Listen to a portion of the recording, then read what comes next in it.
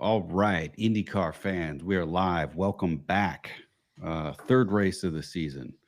Cars are on track, are going to be on track for the IndyCar Grand Prix of Long Beach, one of the most iconic events on the IndyCar calendar, a third event of the season, as I said.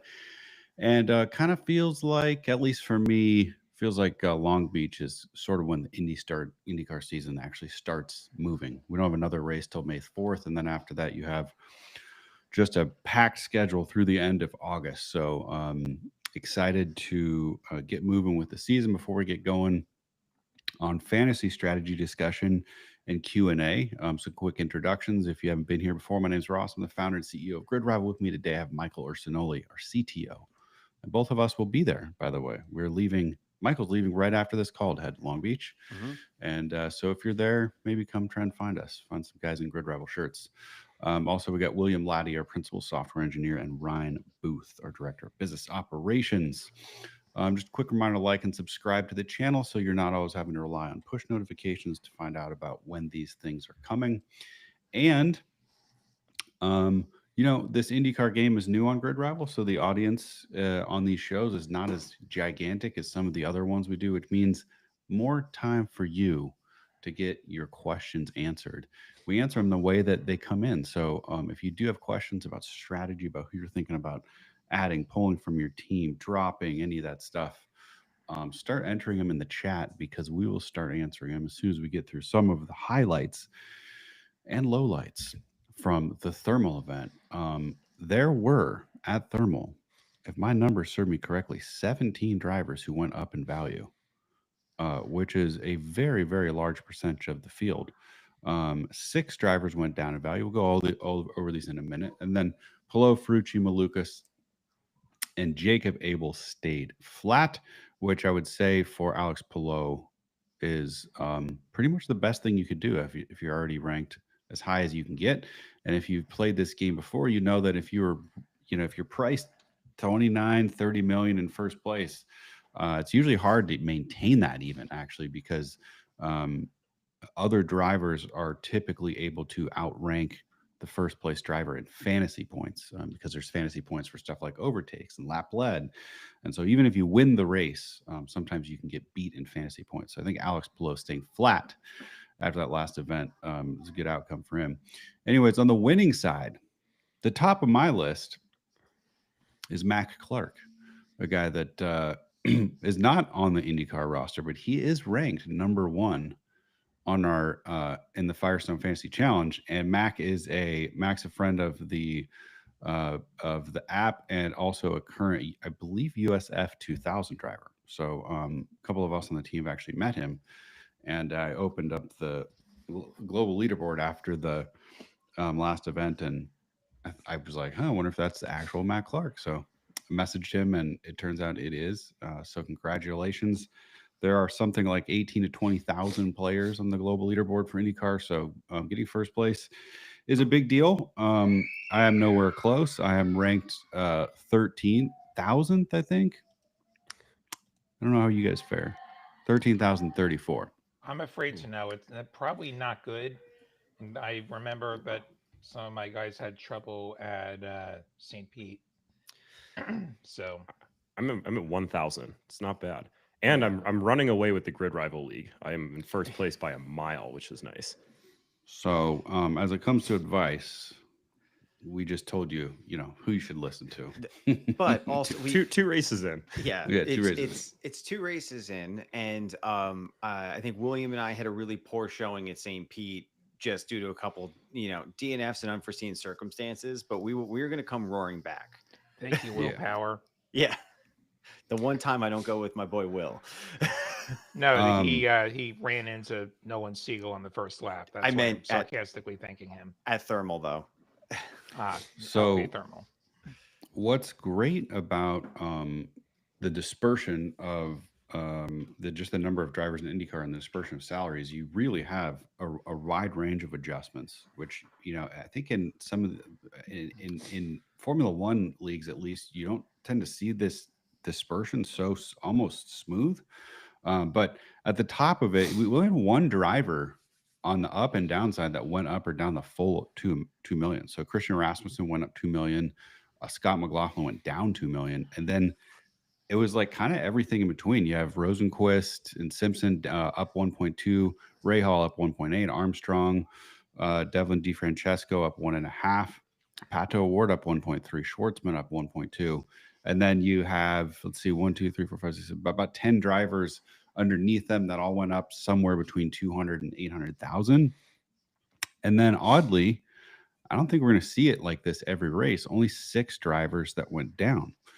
So again, McLaughlin -2, Erickson and Dixon -1.2, Newgarden down 600K, and then Callum Ilott and Kyle Kirkwood down only 200K. So there's a really interesting dispersion of drivers and price changes, and also, not a ton of anytime a driver drops $2 million, the immediate thought is, okay, are they now undervalued? Is now a good time to add them to your team? And so outside of, who may be on the lineup list currently that's we feel is undervalued, there may not be a lot of options in terms of, people who dropped dramatically after the last race to pick up your team. So that's what we're going to move into next. For those of you that were in some of the preseason shows or understand the game pretty well, just a reminder that, one of the core principles of the game is you want to accumulate money. So you're always, and the way that you do that is you're adding and removing drivers from your team based off of contracts. And if your drivers go up in value during their contract, you gain money. And so core tenant is finding drivers that are undervalued. So that's what we're going to get into next. I feel like, Ryan, maybe we should start with you as the resident first place in the league IndyCar player. Is there anyone that you see on the board right now that Scott McLaughlin's probably an obvious one as he dropped to? He's 23.8. If we're talking about kind of top blue chip drivers, so to speak, in the IndyCar league. But is there anyone you see that you think is a for sure add to your lineup this week if you have an open spot? Yeah, it's Colton Herta. And if you look at it too, he's not priced like a blue chip driver, and I think he is one, and I think he'll be very strong here at Long Beach. I like him more than almost everyone ahead of him. Obviously, in terms of points, I think he'll finish behind Palou, probably behind Newgarden, but he's $6 to $8 million cheaper than those two respectively. And he's a guy that I definitely want on my lineup this weekend. Probably a longer contract length too, because I think he has a lot of room to grow. I think he'll eventually be, 5-6 races from now, I think he'll be priced very similarly to where Dixon, Newgarden, maybe even Power are now. So he's the number one guy of those top drivers that I'm building pretty much every lineup around. I'm going along with that contract. I want him for the Indy 500, which is 4 races from now. Yeah, no arguments here. The only thing I would say is if you can't afford Herta now in your lineup, I wouldn't discount Kirkwood, just like for that extra 1.9 million. Like it's a little under $1 million less, but still, I'm trying to make Herta work by all means necessary on my lineup. But I will say, since I'm going to go a little bit different, I currently have Pato on my lineup on a longer contract, and I'm not dropping them. So I'm trying to make it work with Pato and Kirkwood. But it might force me a little bit down the roster to pick some good values for the race. So I'm excited to talk about that. And I love Kirkwood as well, but like Herta is a guy, when we talk about trying to fit him into your lineup, I would pay drop fees in my lineup if it means I can get Herta in there. He's the one guy who I'm for sure I will drop someone on my roster to get Herta on there. I don't know if I do the same for Kirkwood. I consider it, but like Herta is the one guy who I have to have on the lineup and I have to have for a long contract length. They've both outperformed for sure. I would say that McLaughlin is a reasonable choice. His drop was because of a pre-race incident with DeFrancesco, which had McLaughlin finishing last. He had some hybrid issues following the contact. So yeah, McLaughlin's one to look at. I agree on those Andretti drivers, Herta and Kirkwood, both underpriced and must-haves. I've been really impressed with Christian Rasmussen. Hmm. and Ed Carpenter Racing as a whole. So I think Rasmussen is underpriced. Yeah, We're looking down at the talents here. yeah. I mean, Uh, he's went up. Oh wow. So yeah, he started at 3.5. He went up. He's went up the maximum amount the first two races. So he Market, finished yeah, 15th and 12th. He's currently ranked on our game 18th. So yeah, Rasmussen could be a serious and value gainer he's and taken a still huge has step forward this year. for Uh, sure. I would also say Marcus Armstrong. I'd say he's another one who has really impressed, as well as Meyer Shank Racing.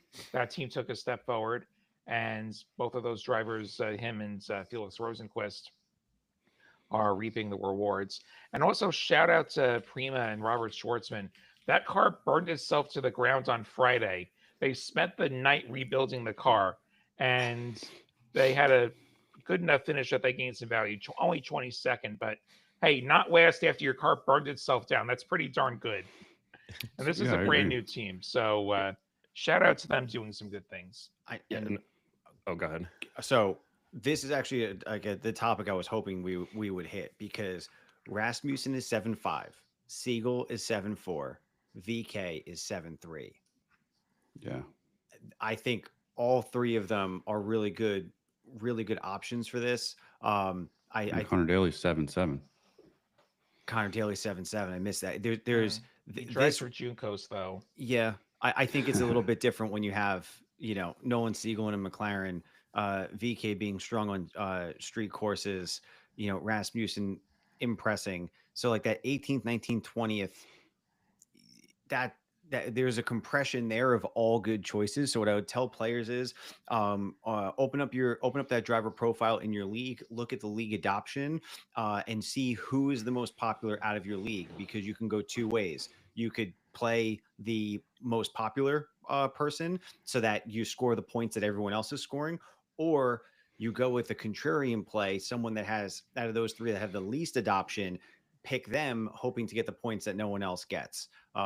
So for me, And I'm between those three still.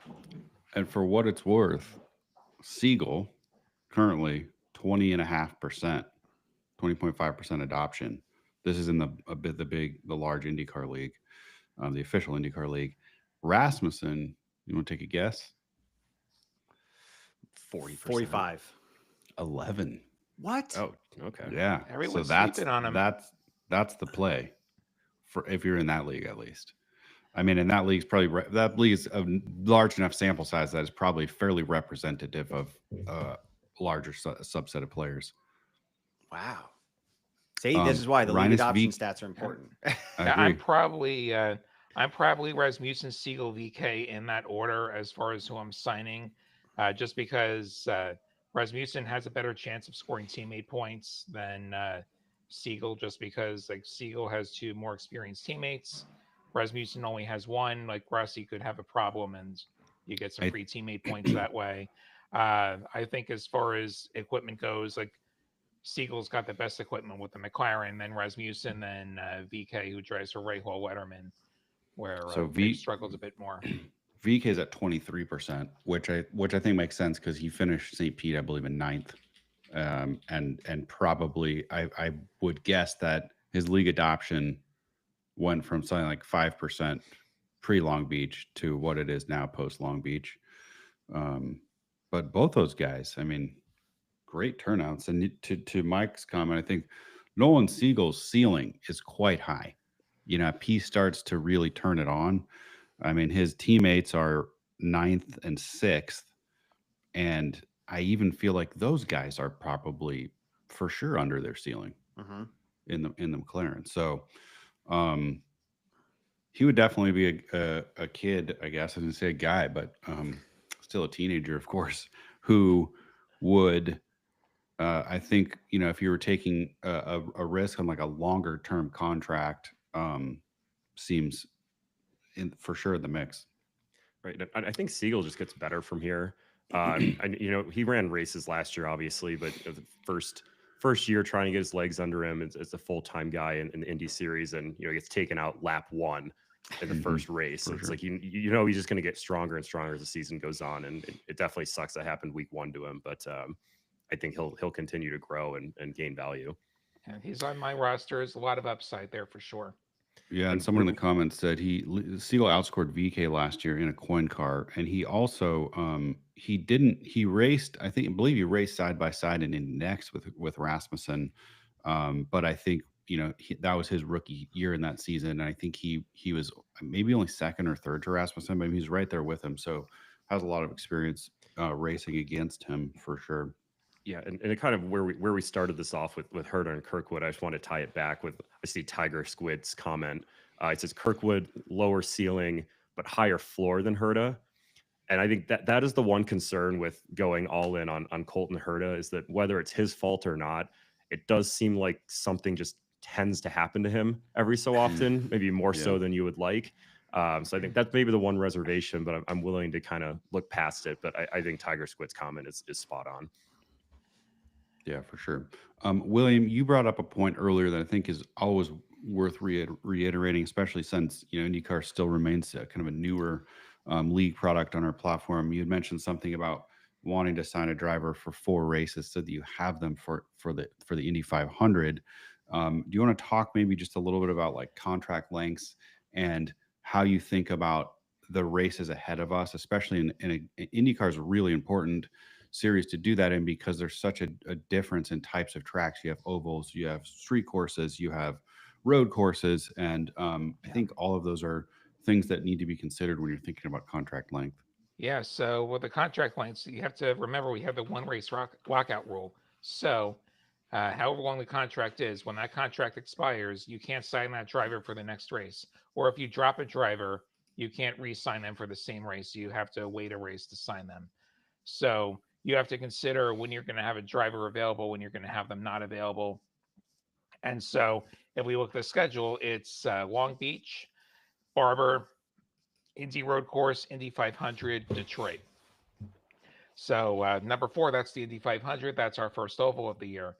If I'm looking at guys who are going to be strong on ovals, like I want to have them available for the Indy 500. I don't want to have their contracts expiring for the Indy Road Course, which is 3 races from now. I want them for 1 race, 2 races, 4 races, or 5 races. I don't want to sign them for 3 if I want them for Indy. And then if we look ahead, like after Detroit, there's another oval. So maybe 4 races is the sweet spot if this is an oval guy and I want him for the ovals. Like I have him for Indy, I have him out for Detroit, and then I have him again for Gateway. Yeah, I like it. I wouldn't mind Newgarden having a couple, not awesome races, drop that value, and I just want to sign him for a bunch of races when we get to oval season. Yeah. So actually, like if we look at the losers from last week, like we had a couple of Penske cars in there. Penske struggled in qualifying, and with our IndyCar game, we don't lock down until shortly before the race. So you actually get to see how qualifying plays out before you have to make these roster decisions. So I'm not dropping anybody until late Saturday for that reason. If Penske struggles with qualifying again, I'm less excited about these drivers because Long Beach is a street course. With street courses, it's all about track position or getting really lucky with the caution timing, but it's mostly about track position. If you have a bad qualifying, you're going to be in for a bad Sunday. So that is going to be something to watch as we make decisions on these lineups. Well said. Any other value you guys are seeing that we should be talking about? Anything that stands out? We haven't really hit into the more expensive talent drivers. So like from Ericsson down, you have like Ericsson, Rosenquist, Ferrucci, Ray Hall, that Let's have area. Rossi. He's 18. He's not talent eligible. Oh, it's right. It's right at 18. You so have to that's be 18 less above. than 18. Yeah. Yeah, got it. Yeah. So this is like an important decision for everyone. Probably the most important decision is where you're putting your money down for your talent driver. You want to obviously score the most points possible, which is more likely with a more expensive driver, but never ever guaranteed. So right now I'm going with Armstrong. Interesting. Yeah. So you think he's going to beat Rosenquist? Yeah. So or you think it's going to be close enough that the value that it's worth it? I'm not too worried about the teammate points here, but I just have I like Armstrong for 12.5 more than I like Rosenquist for 16 right now. because also I I'm feel like trying to. sorry, what about Erickson? I mean, Erickson finished 6th at St. Pete. Yes, And if but that happens again, he's going to be out of talent driver territory. I'm also trying to roster Herta and Kirkwood though. Okay. Yeah. So you're not loading up on all the Andretti cars. Exactly. Fair enough. Um, yeah, and it's like you see. Oh, sorry, not Herta and Kirkwood. Award and Herta. So I'm trying to go Award and Herta. So I'm going a little bit deeper down the roster to fill out the rest of the lineup. There is a lot of value down the order. Yeah. Like I'm not super excited about the top ends of the talent driver territory. Actually, like I do think Armstrong could be close enough to Rosenquist that like you're going to get more juice out of that. I have not looked at the improvement index numbers for either driver, but I imagine Armstrong's is somewhat higher. So more improvement point potential for Armstrong. Um, like Rasmussen, I'm excited about as far as talent driver. Like I think that's where I'm looking. I'm looking at probably Rasmussen, Armstrong, and yeah, probably those are my front runners. Hmm. Lynn family, hopefully you're still here. You asked, will the 500 be more points than other races? It will not be this year in this game. We have structured a little bit differently.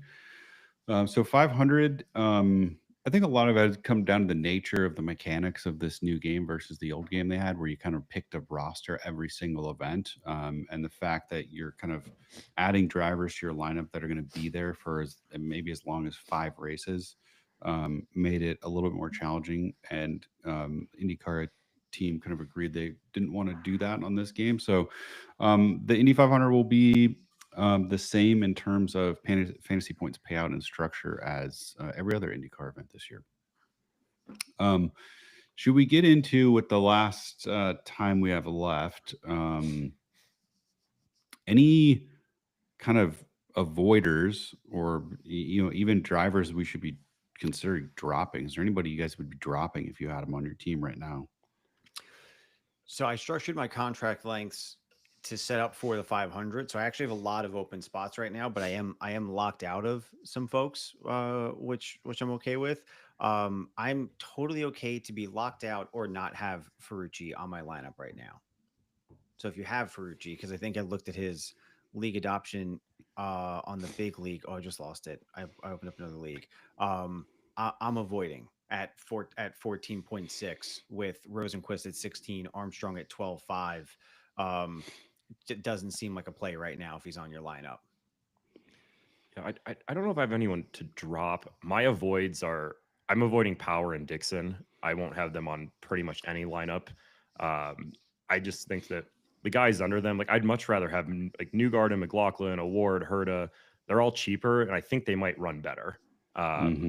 So Power and Dixon just don't really fit into my lineup plans at all. If you already had them on your team, I don't necessarily think they're worth a cut. It's a pretty expensive drop fee, but I certainly wouldn't be running to try and sign them if you don't have them. It's going to be qualifying dependent for me, like I was alluding to before. If Dixon qualifies well, I consider picking him up. Passing is going to be at a bit of a premium. If he out qualifies Polo somehow, then I'm a lot more enthusiastic about that. How long would you grab him for? Dixon, 2 races? I could Or take him for 4 races. Like Dixon is a factor to win the Indy 500 every year. Yeah, he always is. So I like the idea of having him for Indy.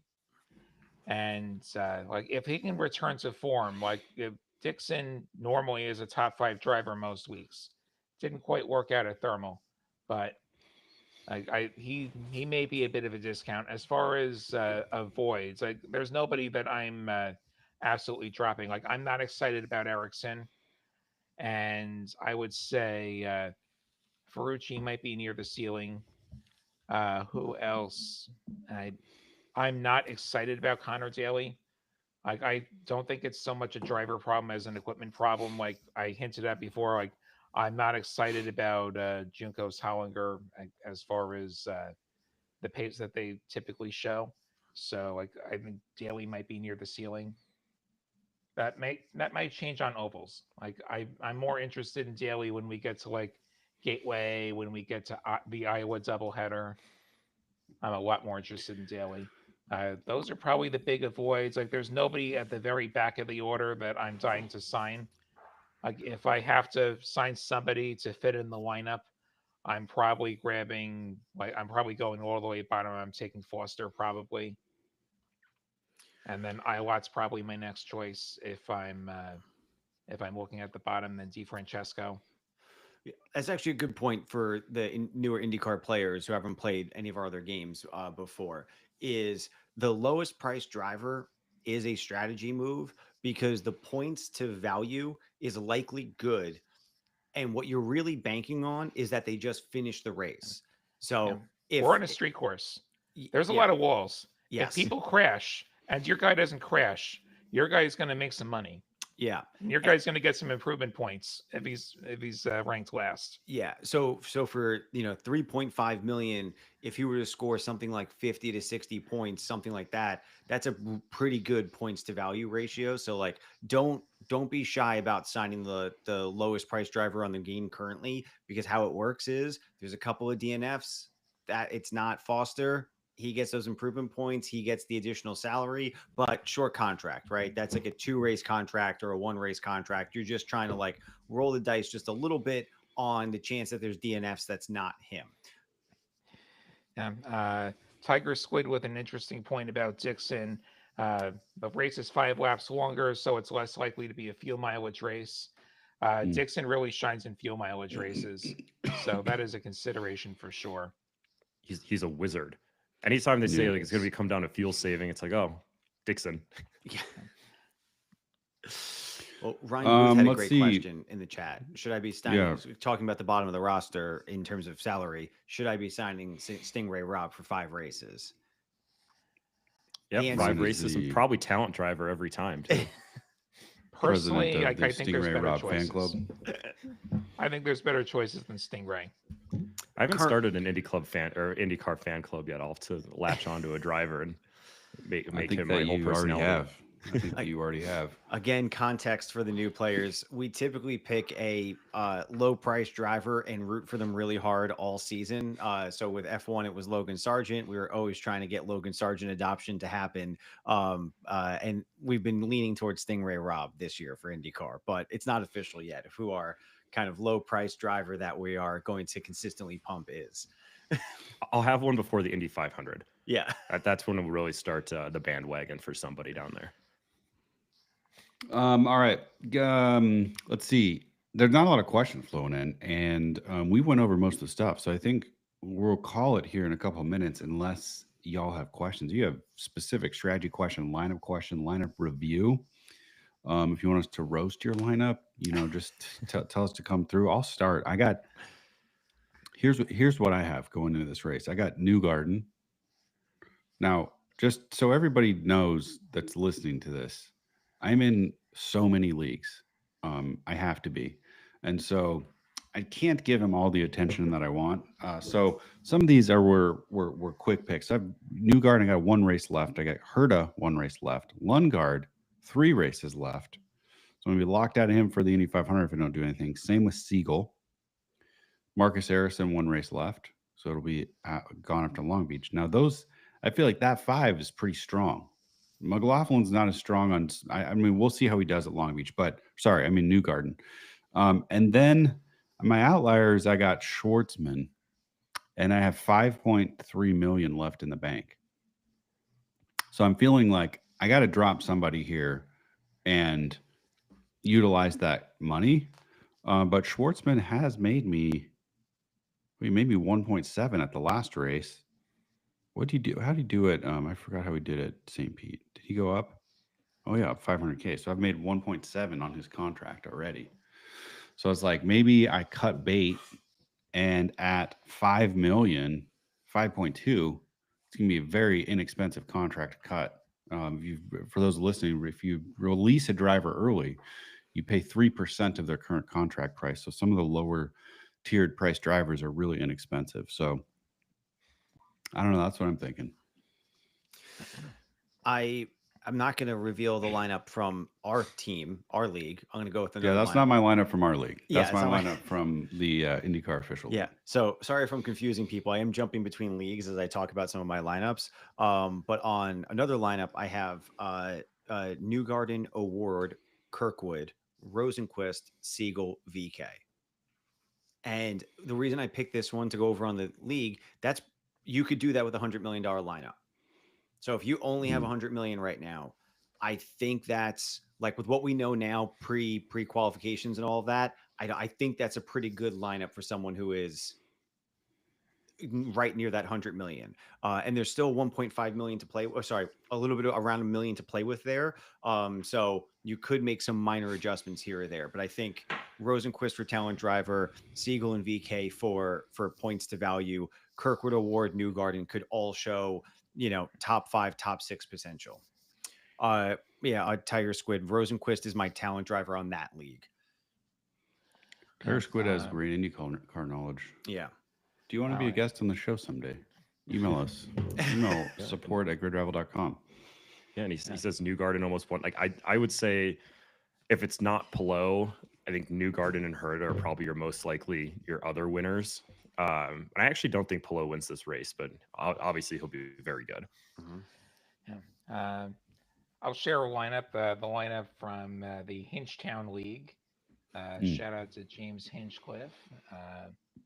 Let's see. So my current roster is McLaughlin, Herta, Lundgaard, Armstrong, Siegel. I've got one spot open, 17.4 million available. Armstrong's the talent driver. I'm looking to fill that spot. I may or may not make a drop. If I don't make a drop, I might leave some. I'm locked out of Rosenquist, by the way. Did you have Ericsson? Ericsson. Yeah, I was going to say Ericsson. Like I said, I'm not excited about Ericsson. Yeah. I'm not. Yeah, so I might leave some money on the table this race and grab Rasmussen and try. But Ericsson was from Formula Un. That was years ago, and he drove a Sauber. He didn't. How much did he do in Formula One? Apart from becoming a meme, like when the famous Grosjean moment, Grosjean once spun on his own, and he says on the radio, "I think Ericsson hit us." Ericsson's on the other side of the track. Oh man. Yeah, so like I'm not excited about Ericsson this week. Like I might leave a bunch of money on the table and take Rasmussen, or maybe I take Rasmussen and maybe I end up cutting somebody to make an upgrade up the grid. Like maybe I cut Lundgaard and I grab a Penske driver with that money, which is also a consideration.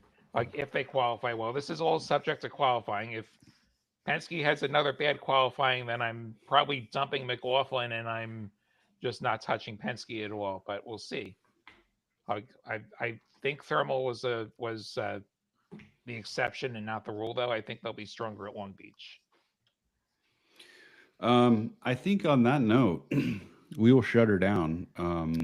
We're excited for the race weekend. We're glad that you are all here and playing. We're here for you to help you. If you have questions, make sure to find us at support@gridrival.com, or we have a Discord. If you haven't stumbled across the Discord, I think there's almost 9 or 10,000 members in there now.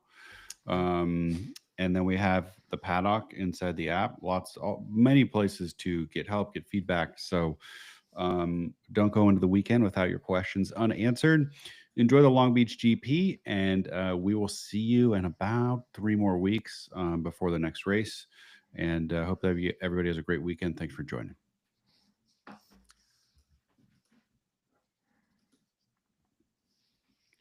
All right. All right. Thanks for ending it Thanks, early. guys. I wish more people watched IndyCar. Yeah. Yeah, Well, I mean, too. also